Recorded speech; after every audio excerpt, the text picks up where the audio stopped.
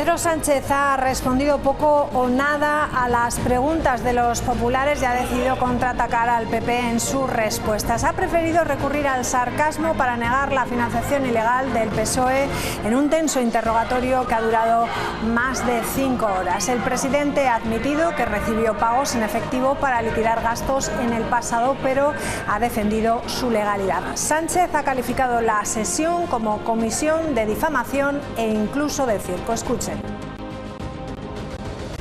Señor Sánchez, le quiero recordar que esto es una comisión de investigación. No es una comisión como usted la ha calificado. Yo creo que este Senado se merece un respeto. Ni es de difamación, ni es...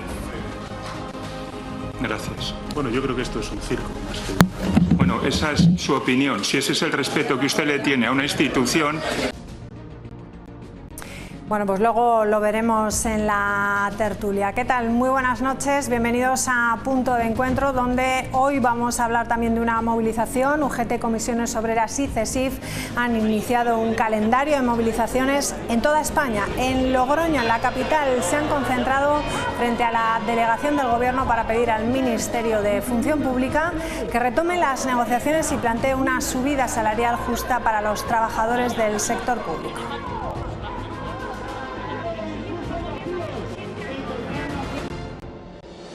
No puede ser que haya más de un 30% de trabajadores y trabajadoras públicas que son interinos, que tienen contratos de menos de 800 euros, que se tienen que desplazar a más de 200 kilómetros de su casa por un salario que no les llega ni para pagar ese desplazamiento. Estamos agotados, cansados y muy desmotivados. Seguirán las movilizaciones si el Gobierno no nos escucha, si no se sienta a negociar, hasta acabar en una huelga en el mes de diciembre si no se abre la negociación. Hay una mejora salarial que es necesaria, estamos con los sueldos congelados en el año 25 y no hay ninguna mesa de negociación para poder realizar esta negociación. No es de recibo que en el mes de casi noviembre, como estamos ya, los empleados públicos de este país, que en La Rioja suman más de 21.800 empleados públicos y empleadas públicas, tengan su sueldo congelado porque el ministro no se sienta a negociar con los sindicatos. Bueno, pues estamos con Chechu Izquierdo, secretario general de UGT aquí en La Rioja. ¿Qué tal? Muy buenas noches. Hola, buenas noches. Bueno, comenzamos con una buena noticia, ¿no? Parece que al final el Ministerio ha cedido a la presión de los 3 sindicatos, ¿no? Pues efectivamente, yo creo que la decisión que ha tomado hoy el Gobierno lógicamente es positiva para nosotros. Y sobre todo pone de manifiesto que con las movilizaciones y con las reivindicaciones de las organizaciones sindicales pues salen adelante esas que son nuestras propuestas. Nosotros no entendíamos cómo en el mes de noviembre, como decía Fernando Domínguez, nuestro secretario general de Función Pública, todavía no se había reunido la mesa de negociación y ahora hace falta que se llegue a un acuerdo pues lo más rápido posible. Nadie entendería que en el mes de noviembre pues en una empresa los salarios estarían sin actualizarse todavía, y estamos hablando de la primera empresa de la región, más de 20.000 trabajadores y trabajadoras, y en el ámbito nacional pues casi 3 millones de personas. Y por eso nosotros lo que exigimos del Gobierno es no solo que se reúna la mesa de negociación, sino sobre todo que se llegue a acuerdos amplios. ¿A qué se debe, por lo tanto, a qué cree que se debe eso, que estuviesen esos sueldos congelados desde el 1 de enero a pesar de las alertas sindicales que las ha habido? Bueno, pues desconozco cuáles son la motivación en este caso del Gobierno para no reunirse con las organizaciones sindicales, que son la que representa en este caso a los trabajadores y trabajadoras de la función pública. Uno puede pensar y puede suponer que seguro que el clima político no ayuda a abordar una negociación que seguro que es compleja. Seguro que las prioridades del Gobierno pues pueden estar en otros ámbitos, pero nosotros desde las organizaciones sindicales no compartimos algunas de las excusas que ha puesto el Gobierno para no abordar esta negociación. La falta de presupuestos pues es un hándicap a todos los niveles, pero eso es una cuestión que se tiene que resolver en el ámbito político, en el Congreso de los Diputados. Y lo que no puede ser es que haya trabajadores y trabajadoras con el sueldo congelado desde hace un año. Bueno, aparte del sueldo hay más reivindicaciones, ¿no? Se reclama además la recualificación de puestos, una jubilación parcial, 100% de pagas extras y reducir la temporalidad. Son muchas cosas. Bueno, son muchas cosas. Yo no formo parte de la mesa negociadora de este sector. Evidentemente, los compañeros y compañeras que están ahí, pues seguro que conocen al detalle nuestras reivindicaciones, pero creo que no son nada distintas a las que forman parte de nuestras plataformas en cualquier convenio colectivo. Queremos seguramente reducir la jornada y esa es nuestra reivindicación desde hace años. No entendemos cómo desde hace 40 años seguimos manteniendo la jornada laboral de 40 horas. Y seguro que queremos dignificar nuestras condiciones de trabajo. Al fin y al cabo, lo que queremos la clase trabajadora, pues seguramente es vivir mejor y trabajar menos, y yo creo que en eso se resumen nuestras reivindicaciones. Conozco que estamos hablando también de cuestiones relacionadas con la reclasificación profesional, con la carrera profesional. Seguro que las nuevas tecnologías y la adaptación a los nuevos procesos productivos pues genera temor en los trabajadores y trabajadoras que temen perder su puesto de trabajo, y sin duda, pues como decía, lo que no podemos aceptar es que tengamos desde hace meses y meses nuestro salario congelado. Bueno, vamos a hablar también un poco del papel que juega en todo esto el gobierno autonómico. Ustedes también están pendientes, ¿no?, de reunirse en esa mesa a favor de la industria riojana. ¿Cuál es la situación en estos momentos? Bueno, tengo que reconocer que el Gobierno, en el marco de esta negociación de los presupuestos de la comunidad autónoma para el año que viene, se va a reunir con el Consejo de Diálogo Social este próximo lunes para explicarnos en detalle cuál es su proyecto de presupuestos. Nosotros, desde los sindicatos, en este caso desde la UGT, pues nos gustaría que seguramente el planteamiento fiscal del Gobierno fuera otro. Pero evidentemente el Gobierno tiene una hoja de ruta, el Gobierno de La Rioja ha decidido llevar adelante su programa electoral y a nosotros nos gustaría centrarnos en lo que creemos que podemos alcanzar acuerdos más amplios. Hemos firmado, creo recordar, dos acuerdos con el Gobierno, uno en el marco de la siniestralidad, que es una de nuestras principales reivindicaciones, y esperamos que esa estrategia de seguridad y salud en el trabajo dé sus frutos en los próximos meses y en los próximos años, pero desgraciadamente ayer volvíamos a lamentar un trabajador fallecido por accidente de trabajo.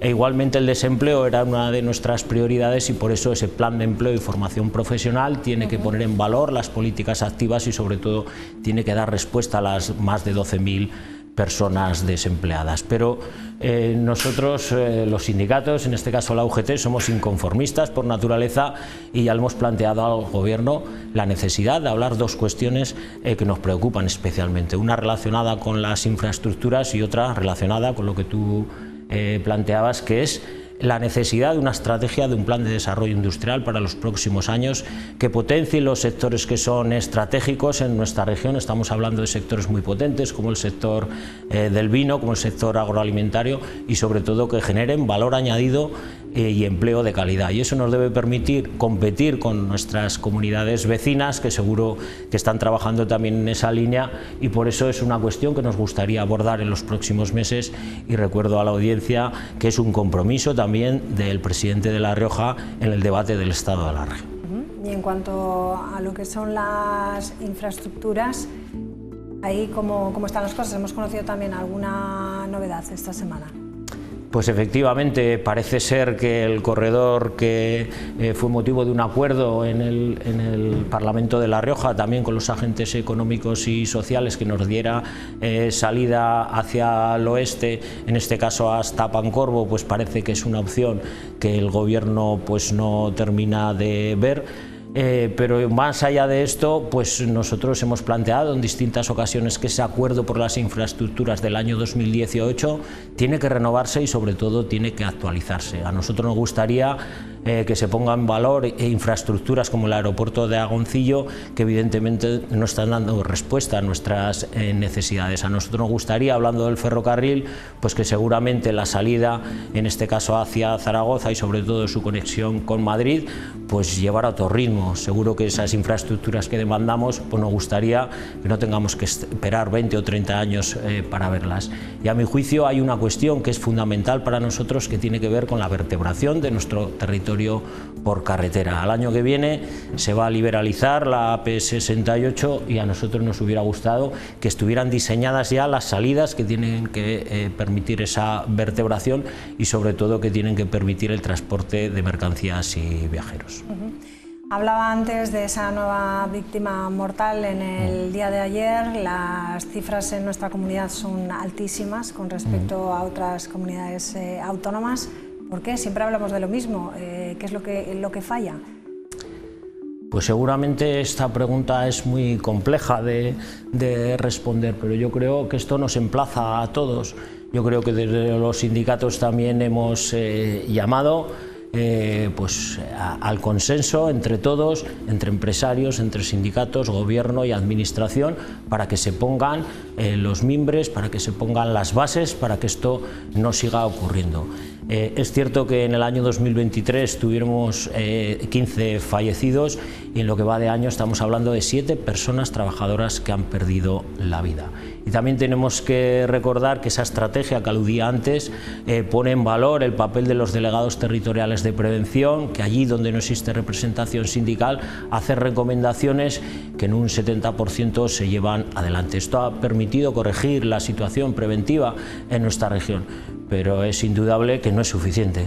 No puede ser que haya 7 fallecidos en lo que va de año y no puede ser que los accidentes graves se hayan incrementado en nuestra región más de un 30%. Yo creo que nos falta a todos compromiso, seguramente también a las organizaciones sindicales, pero sobre todo lo que falta en nuestra región es cultura preventiva. Y nosotros echamos de menos pues también esa labor inspectora por parte de la administración que exija el cumplimiento de la ley y también, ¿por qué no?, que se castigue a los incumplidores, que se sancione a aquellas empresas que no velan por la salud de sus trabajadores. Yo creo que los trabajadores y las trabajadoras son el principal activo de una empresa y por eso para nosotros esto es una absoluta prioridad. Usted ha denunciado en este caso que si se ha caído un muro es que algo ha fallado y ha pedido más control y transparencia en las investigaciones de accidentes laborales en La Rioja. ¿A qué se refiere exactamente? Bueno, no he sido yo el que ha hecho esas declaraciones, desconozco las particularidades de este accidente, pero es evidente que estamos hablando de una empresa que tiene un largo historial en falta de medidas de prevención, que tiene un historial también en incumplimiento de la legislación en materia laboral, que seguramente las condiciones preventivas en la empresa no son las mejores. Y aunque desconozco por qué ha ocurrido este accidente, estoy convencido que se podía haber evitado. Falta formación a los trabajadores y trabajadoras, falta más vigilancia por parte de la administración y falta también, como decía, mayor cultura preventiva por parte de las empresas. Y si entre todos ponemos nuestro granito de arena para que esto no siga ocurriendo, pues seguramente conseguiremos, como hemos conseguido con los accidentes de tráfico, un descenso significativo en los próximos años. Pues Chechu Izquierdo, lo tenemos que dejar aquí. Muchísimas gracias por atendernos, por acudir a esta llamada en Punto de Encuentro y nos vemos en una próxima ocasión. Gracias, buenas noches. Muchísimas gracias a vosotros, buenas noches. Hacemos una pequeña pausa, regresamos enseguida con la tertulia. Hasta ahora.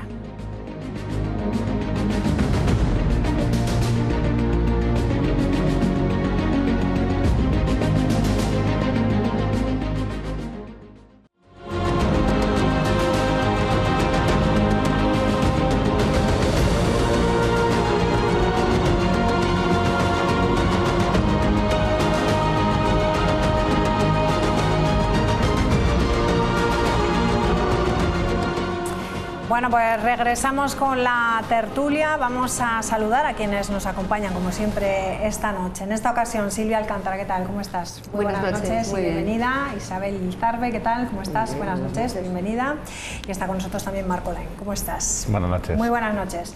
Bueno, vamos a empezar hablando de esa comparecencia de Pedro Sánchez en el Senado. 5 horas se ha prorrogado esa declaración en la Comisión de Investigación del caso Koldo. Sánchez ha tratado, como ha podido, de eludir contestar exactamente a lo que se le preguntaba. El PP ha preguntado sobre financiación del Partido Socialista, de pagos en metálico y también de esas causas por las que se investiga a Ábalos y a Koldo. También a Cerdá.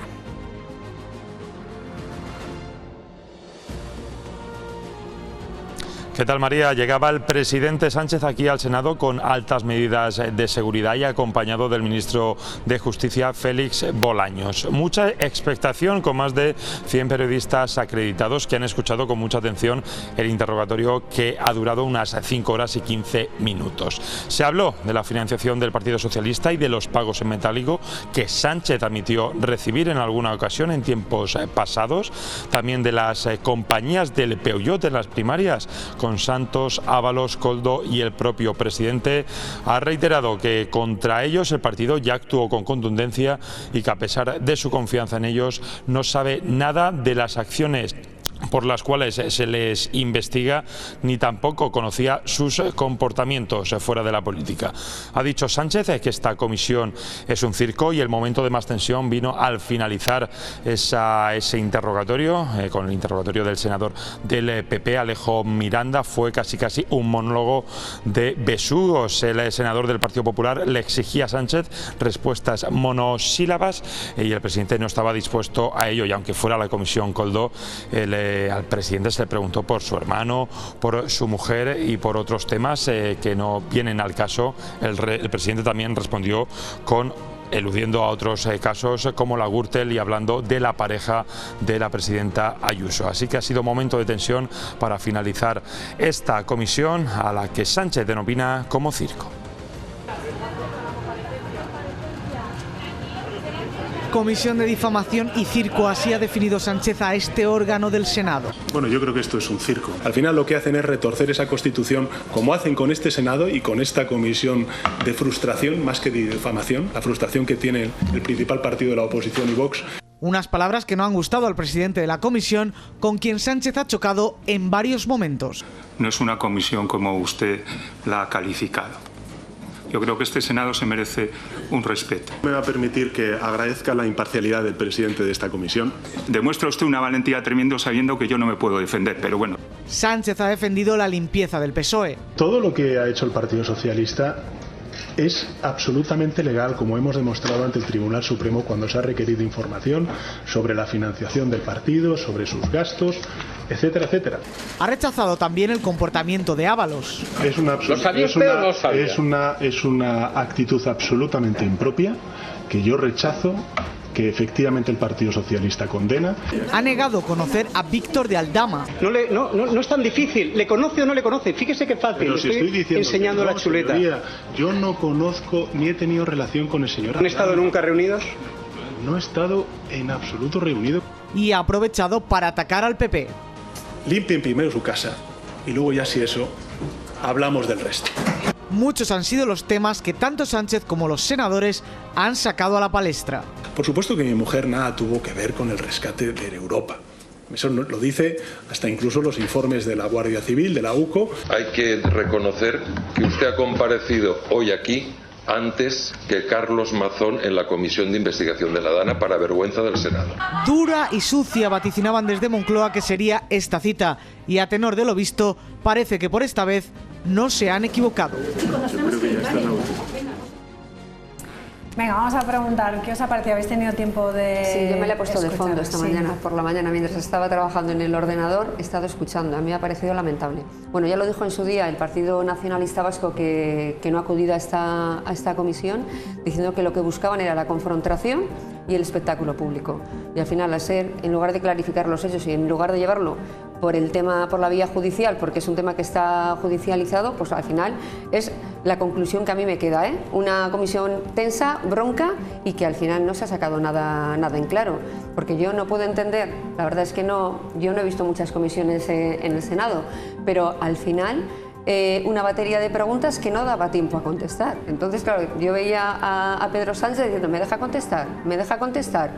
Esa es una de las frases más repetidas. Monosílabos, monosílabos, bueno, y luego a preguntas, ¿no? es que no daba crédito, luego a preguntas que no, yo no sé a qué venían. ¿Está usted a favor o en contra de la dictadura? ¿Está usted a favor o en contra de la prostitución? ¿Usted admitiría un careo con Koldo y con Aldama? No entiendo a qué viene todo esto. Si al final el objetivo del Partido Popular era acorralar a Pedro Sánchez, creo que en este sentido se han equivocado, vamos, de principio a fin, porque no lo han conseguido, porque además el senador que han elegido para hacer la batería de preguntas que este señor ha hecho, Alejo Miranda, pues yo no sé cómo será el resto, pero desde luego deja mucho que desear, vamos, por dónde tenía que encaminar el interrogatorio. Y si era una comisión de investigación por el caso Koldo, no entiendo qué pinta la mujer de Sánchez en estas preguntas, ni qué pinta el rescate de Air Europa, ni muchas cosas más. Isabel, ¿te ha parecido a ti un poco? Estoy de acuerdo prácticamente con todo lo que has comentado. A ver, al final ha sido yo creo que ha sido una estrategia más de buscar el bombo mediático, ¿vale? Y el tener cortes para redes sociales, vamos a decirlo así, que buscar obtener respuestas en una comisión del Senado, que para eso está una comisión del Senado.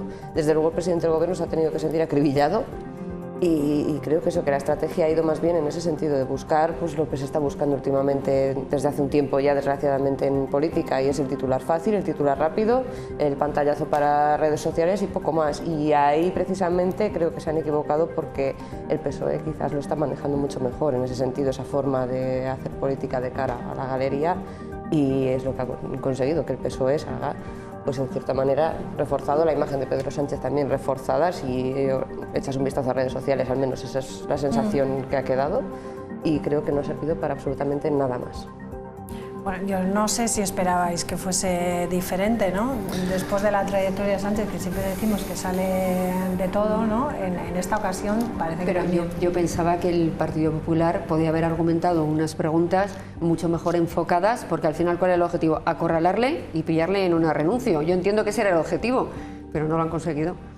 Pues fíjate que lo habrán preparado bien, ¿eh? No que lo ya sé. llevaban tiempo, tantos unos como otros. no lo sé. Margolain, ¿a ti qué te parece? Pues un ejemplo de lo que es la política nacional últimamente, ¿no? Un desaprovechar las instituciones del Estado, que merecen el máximo respeto, su utilidad y su funcionalidad hay que respetarlas.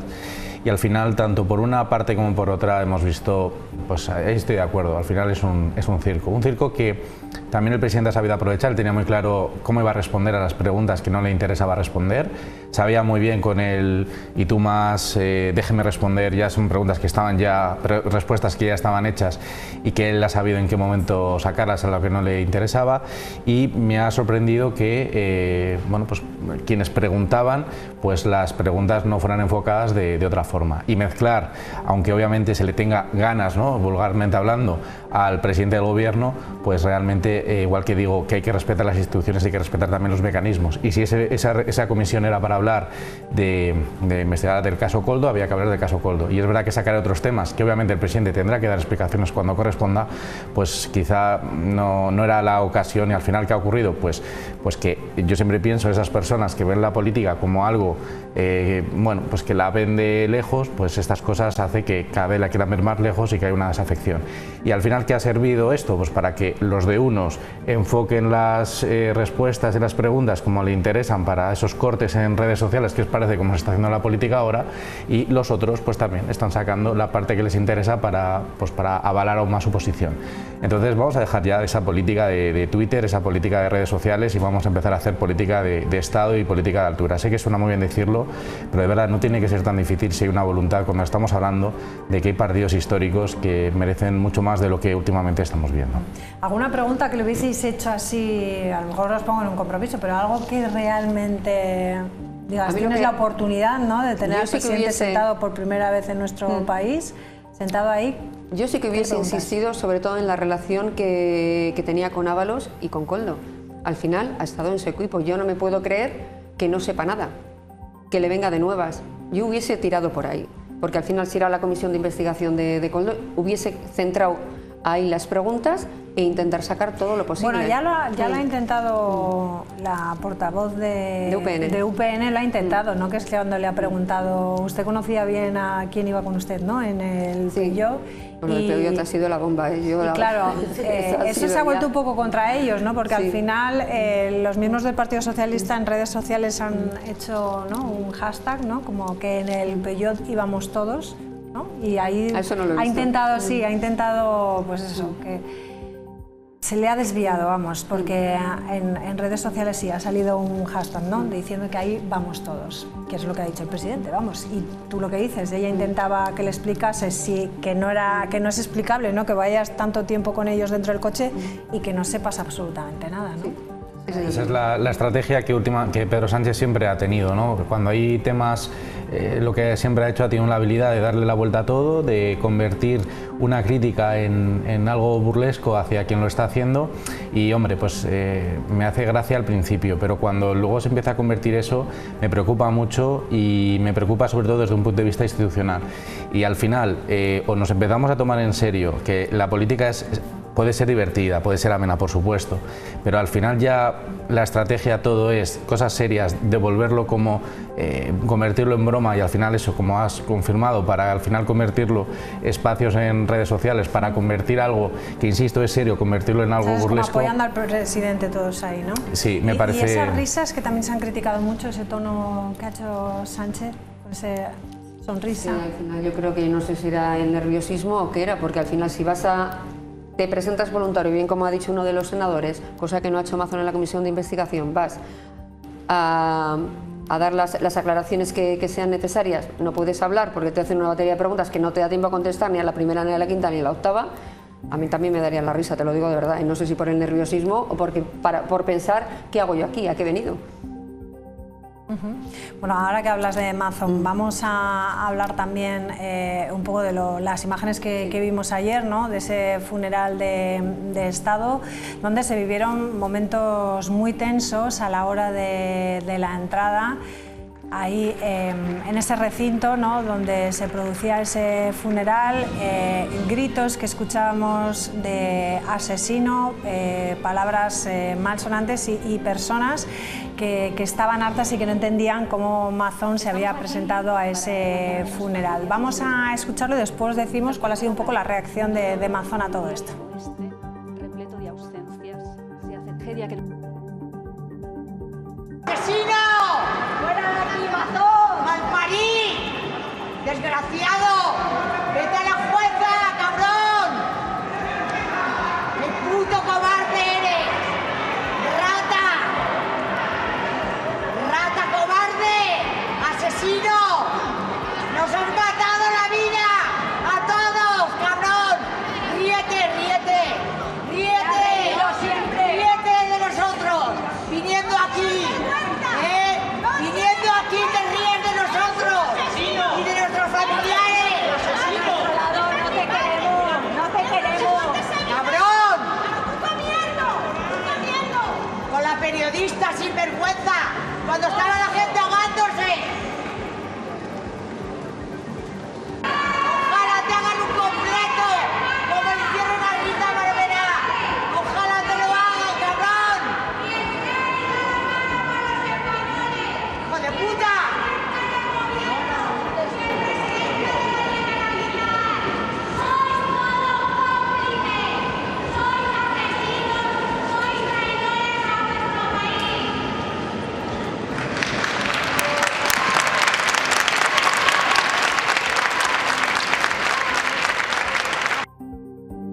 No sé si pudisteis escucharlo ayer, pero a mí se me pone la carne de gallina de escuchar esto, ¿no? Un mal rato tuvo que pasar, tuvo que pasar Mazón estando ahí y escuchando esos gritos. Yo entiendo que la gente está muy decepcionada, está muy dolida todavía después de un año. Ojo, yo recuerdo cuando tratamos este tema aquí, que vine yo aquí al programa además, yo no tenía ni palabras para expresarme, y después de un año, después de lo que está sufriendo la gente, porque sí se ha empezado con la reconstrucción, pero muchas familias todavía no tienen ni lo imprescindible, ni tienen una casa, ni tienen cómo salir adelante.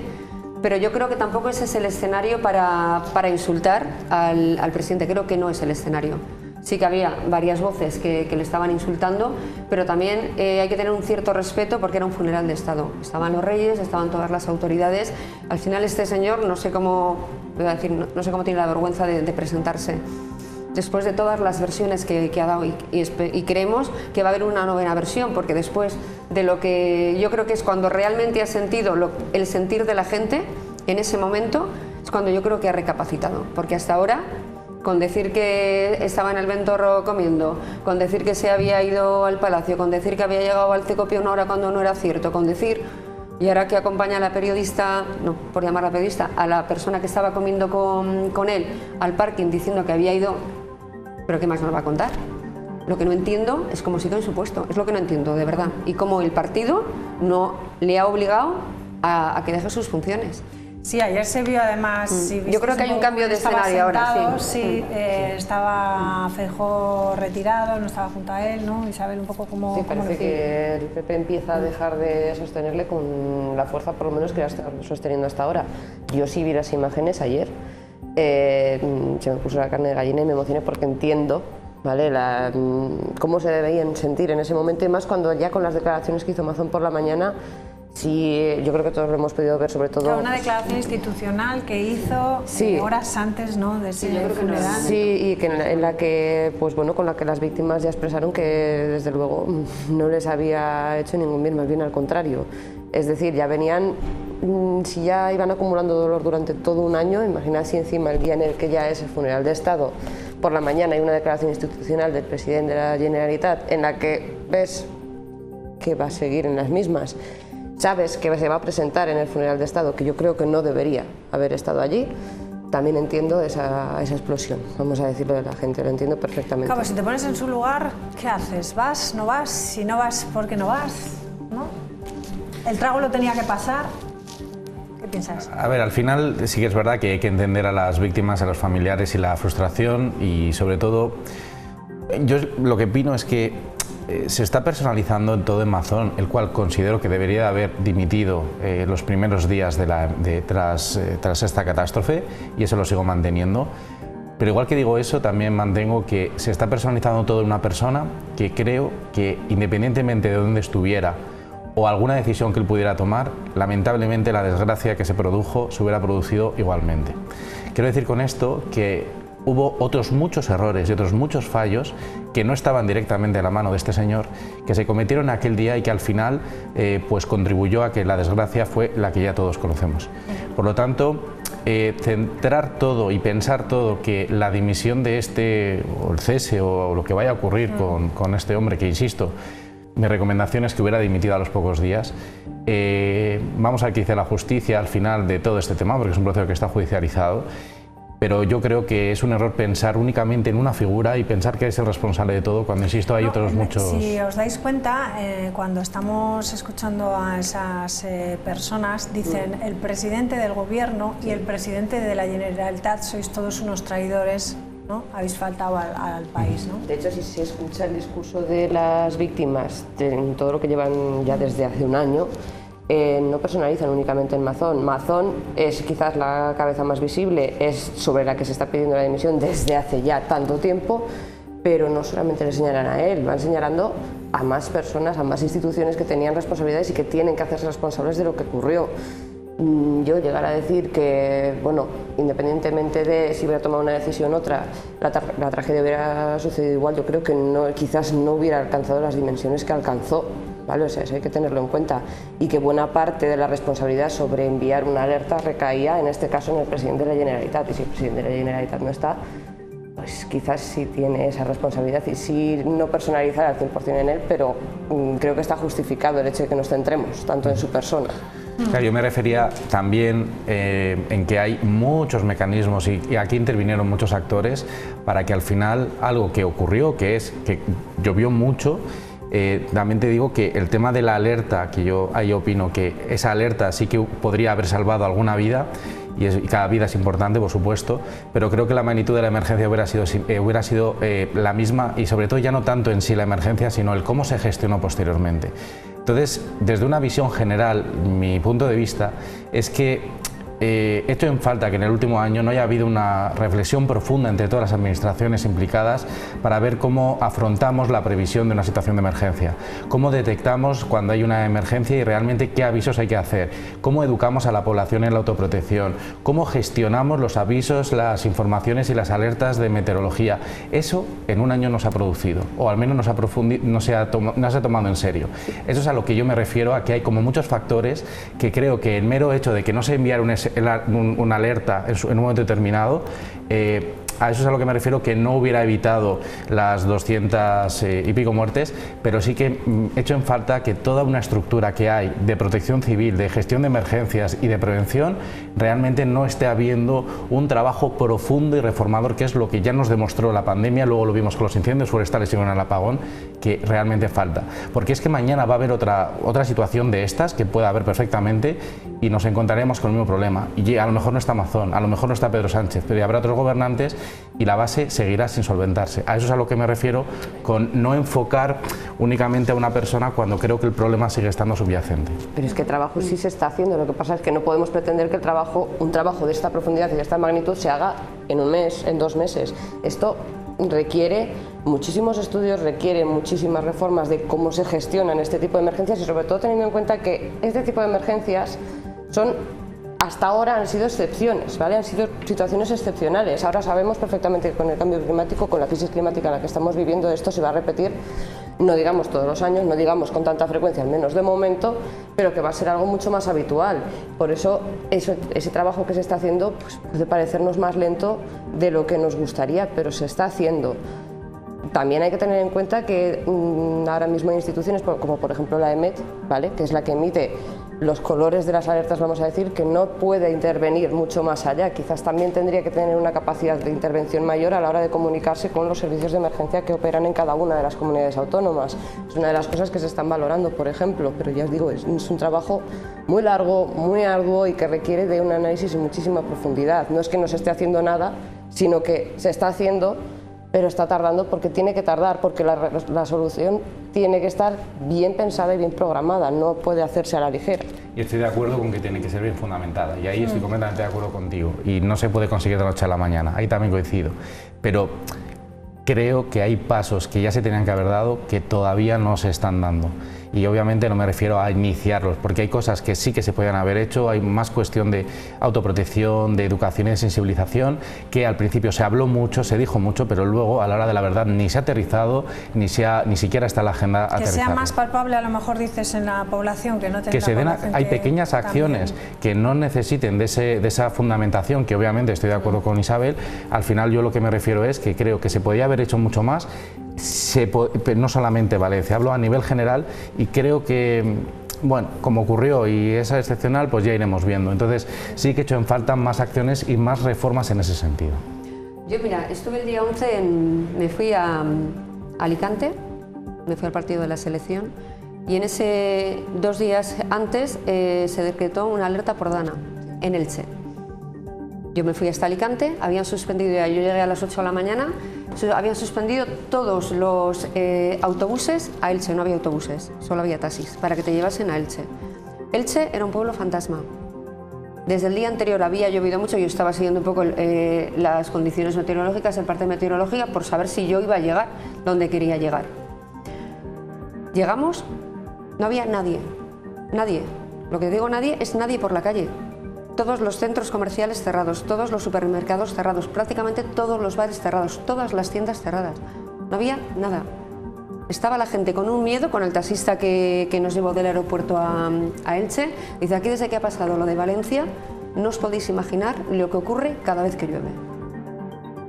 Sí que se están haciendo las cosas poco a poco, pero yo entiendo que sí que deberían haber acelerado los procesos, porque esto, como bien dice Isabel, esto no es de que pasa una vez en la vida y ya no vuelve a pasar, porque ayer en Sevilla 3/4 de lo mismo. Sí, estamos viendo que puede suceder en cualquier momento. Bueno, vamos con otro asunto que también nos preocupa. El pasado 26 de octubre fue el Día de las Personas sin Hogar y Cáritas ha alertado de esa grave situación en nuestra comunidad autónoma. En 2024 esta organización atendía aquí en La Rioja a 148 personas que duermen en la calle y a más de 300 familias hacinadas en habitaciones. Cáritas ha pedido a las administraciones ayudas para el acceso a la vivienda. Cáritas alerta sobre el fenómeno del sinhogarismo en La Rioja. Durante el 2024 atendimos a 148 personas en situación de sin hogar. El perfil promedio, mayoritariamente son hombres de una edad entre los 35 y los 65 años y hay bastantes personas de origen extranjero actualmente. Estos datos no reflejan la realidad al completo, ya que habría que incluir la infravivienda. Cáritas atendió en 2024 a más de 300 familias en vivienda inadecuada e insegura. Personas que viven en hacinamiento, familias que viven en habitaciones compartidas, que es un fenómeno que se está arraigando bastante en nuestra sociedad actualmente, personas que viven en condiciones de insalubridad, es decir, todo el tema de infravivienda, o personas que viven en chabolismo, que es una realidad que no es tan palpable como una persona que vive durmiendo en la calle, pero que sí que estamos atendiendo actualmente en Cáritas. Algo que va en aumento. En lo que llevamos de año, Cáritas ya ha atendido en esta situación a más de 500 familias. Aunque sea un espacio físico entre cuatro paredes, no lo pueden considerar un hogar, porque al final comparten esa vivienda con otras personas que no son de su entorno familiar. Es decir, no tienen derecho a la intimidad, no tienen esa privacidad, tienen que compartir todos los espacios de la casa.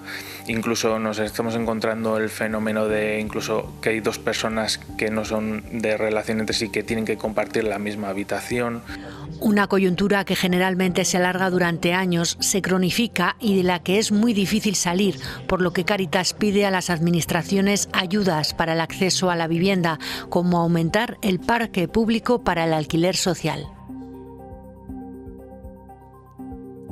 El lunes va a estar aquí el director de Cáritas para hablar de este asunto que nos preocupa y que va increciendo. Cuando hablamos de pobreza, lo primero que nos viene a la cabeza son las personas sin hogar que están en los pasajes cubiertas con cartones. Obviamente es una situación muy vulnerable de esas personas, pero tenemos que tener en cuenta que la pobreza también está en personas que no viven en esas condiciones. Y al final se está viendo el fenómeno que, como comparto con Cáritas la visión de que cada vez está más arraigado, que se está naturalizando, que la gente se ve obligada, que no es una opción voluntaria, sino obligada a compartir ya no solamente viviendas, estamos viendo habitaciones y llegará el fenómeno de que la gente empieza a alquilar camas dentro de viviendas. Eso lo estamos viendo en grandes ciudades y va a llegar tarde o temprano al ritmo al que vamos. Por tanto, tenemos un problemón enorme ahí en cuanto a que hay, antes era, ¿no? vivir en piso compartido era algo de jóvenes, ¿no? Cuando iban a estudiar o empezaban una etapa en una nueva ciudad.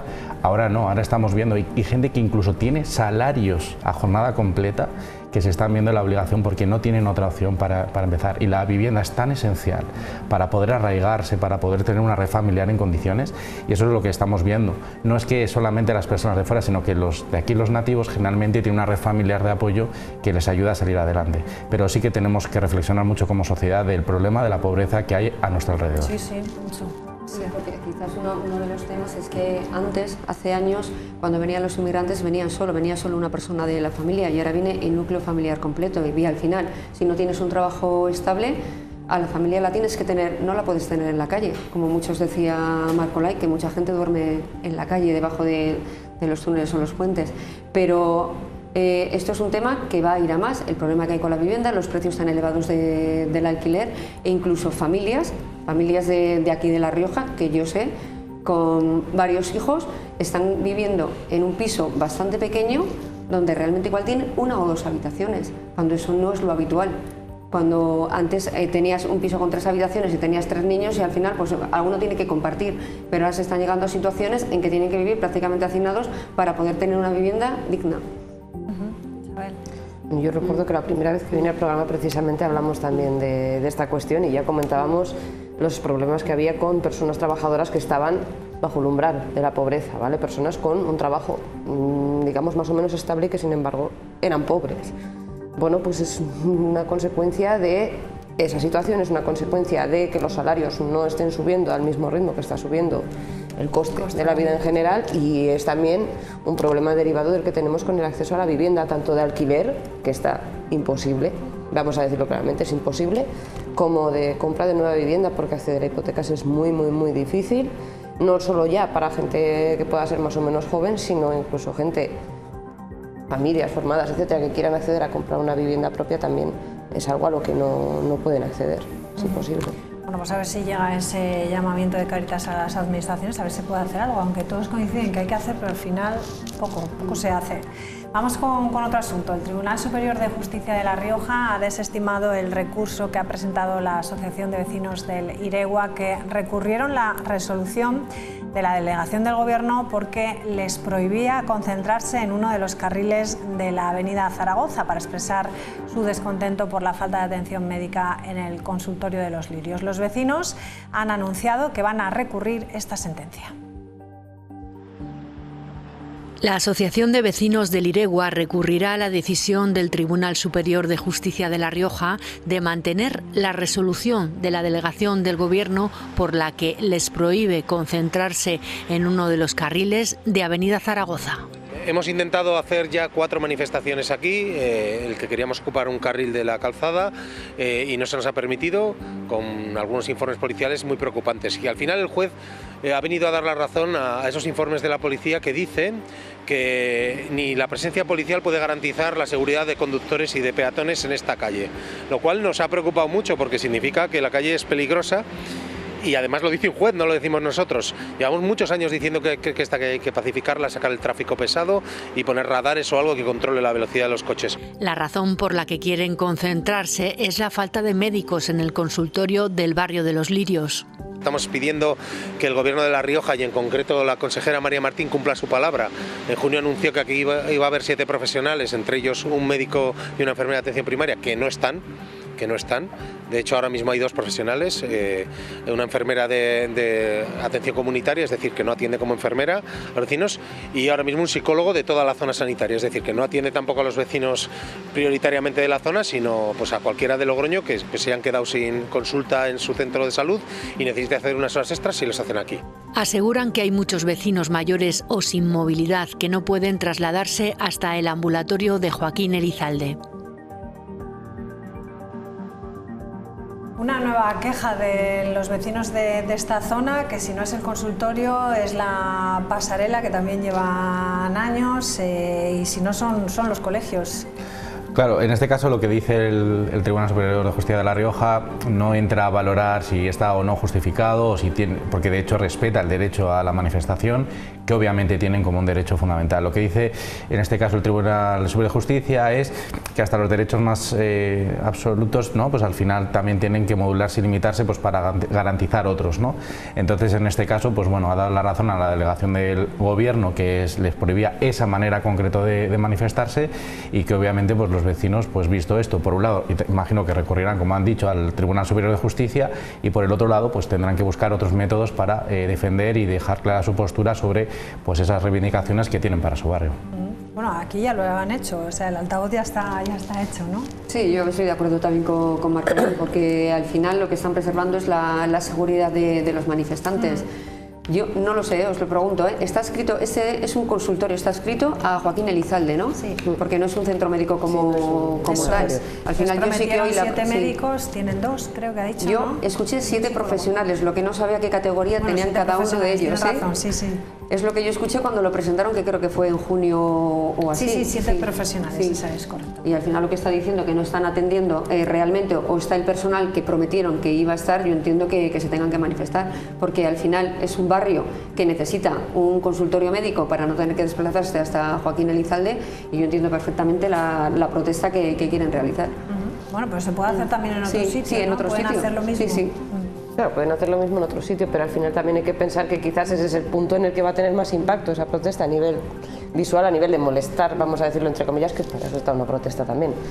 De todas formas, lo único que pueden sacar ahora mismo en positivo es que si les han denegado porque en esa zona es peligrosa y por tanto no se puede asegurar la seguridad de los propios manifestantes, les están dando la razón con esa petición sobre pacificar la avenida Zaragoza para reducir el tráfico. O sea, en el fondo les están dando la razón a otra de las reivindicaciones también históricas de los vecinos de Los Lirios. Yo espero que recurran y bueno, supongo que en algún momento o bien les acabarán dando la razón y podrán manifestarse allí, o bien ya estarán pensando en alternativas, porque evidentemente el asunto del consultorio tampoco puede esperar mucho más. Claro, es que se quedan un poco alejados, ¿no? Es un poco el barrio que tienen cosas, tienen servicios, pero no todos los que Claro, ese es otro tema. Claro. El origen de esto es que lo que dice el Tribunal Superior de Justicia y la delegación del Gobierno es la seguridad de la manifestación, pero no entra a valorar la cuestión de si llevan o no razón o los motivos que tal, que lógicamente yo no soy vecino de ese barrio, pero comprendo perfectamente que los vecinos de ese barrio pues quieran pues, las mejores prestaciones, más seguridad, y obviamente es completamente legítimo que se manifiesten y que busquen las mejores dotaciones para sus barrios.